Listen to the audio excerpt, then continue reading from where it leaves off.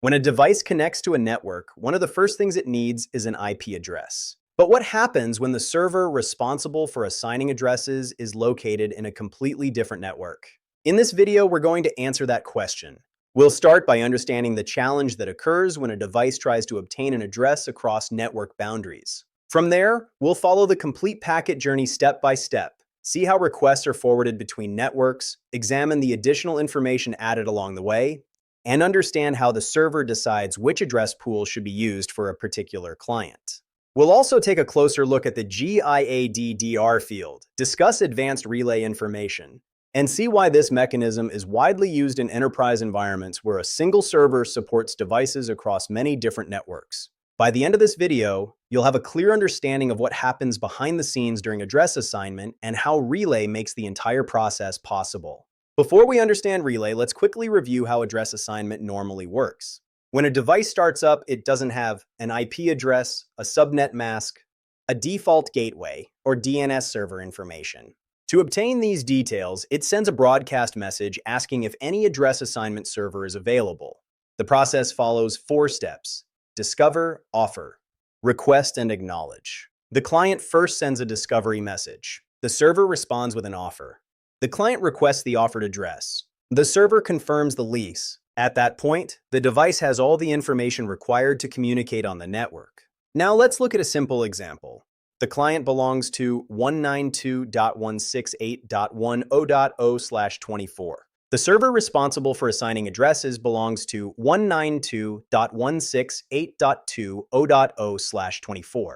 A router sits between these two networks. When the client starts up, it sends a discovery message. Source address 0.0.0.0.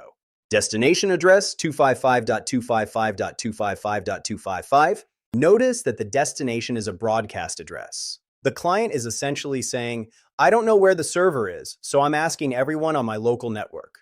This works perfectly when both devices are in the same network.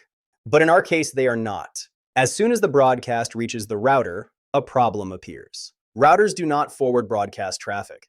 Their job is to connect different networks while keeping local broadcasts contained within each network. If routers forwarded every broadcast packet, unnecessary traffic would spread throughout the entire infrastructure. For this reason, the router stops the packet.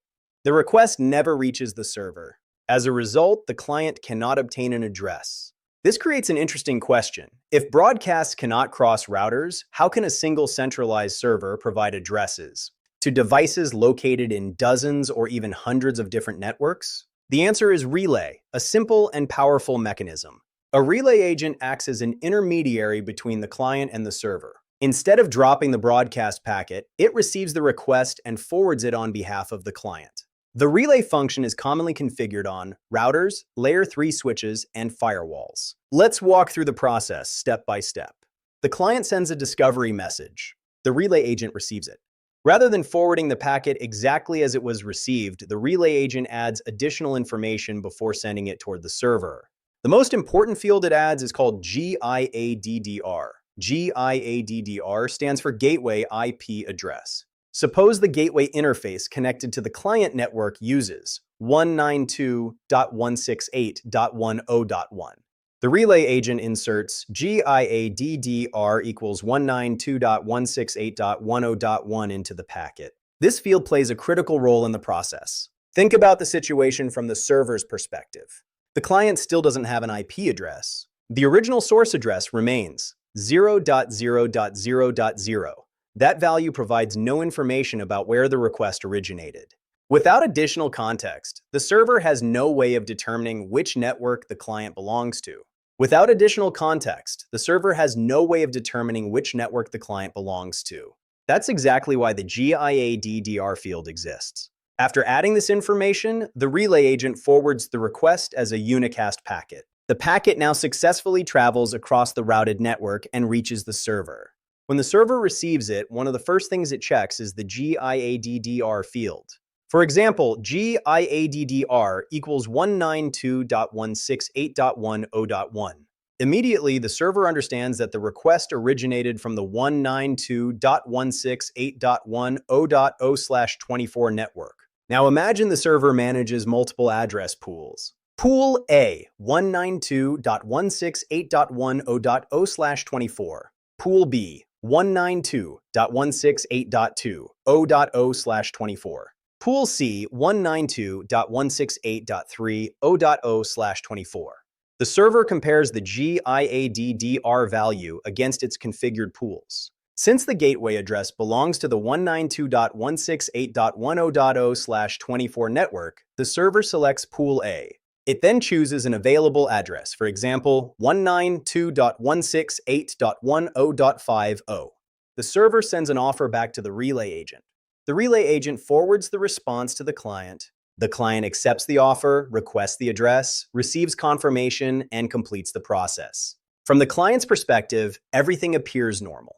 But behind the scenes, the relay agent made communication between two separate networks possible. Let's summarize the entire packet journey. 1. The client sends a discovery broadcast. 2. The relay agent receives the packet.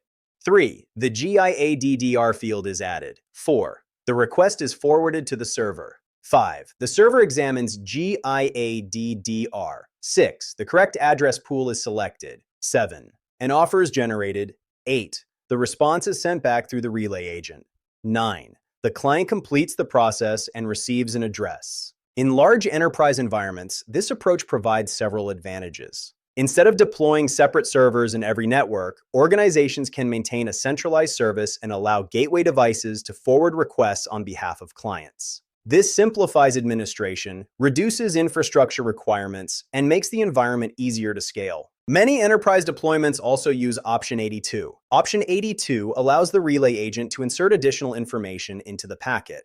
Examples include circuit ID, remote ID, interface information, and switch information. This allows the server to make more intelligent decisions based on where the request originated. In some environments, the server can identify not only the network, but also the specific switch or interface connected to the client. The most important concepts to remember are: the client starts with no address. Its initial request is a broadcast. Routers do not forward broadcasts. The relay agent receives the request and forwards it. GIADDR identifies the client's network. The server uses GIADDR to select the correct address pool. The response is returned through the relay agent. Final summary. Relay allows devices in one network to obtain addresses from a server located in a completely different network. Without it, the initial broadcast would never reach the server because routers do not forward broadcast traffic. By adding the GIADDR field and forwarding requests on behalf of clients, the relay agent enables centralized address management. And that's why relay remains one of the most important concepts in enterprise networking. Thanks for watching this video. You can reach us through Instagram and Telegram for mock interview scheduling and network interview guidance. See you in the next video. Happy learning.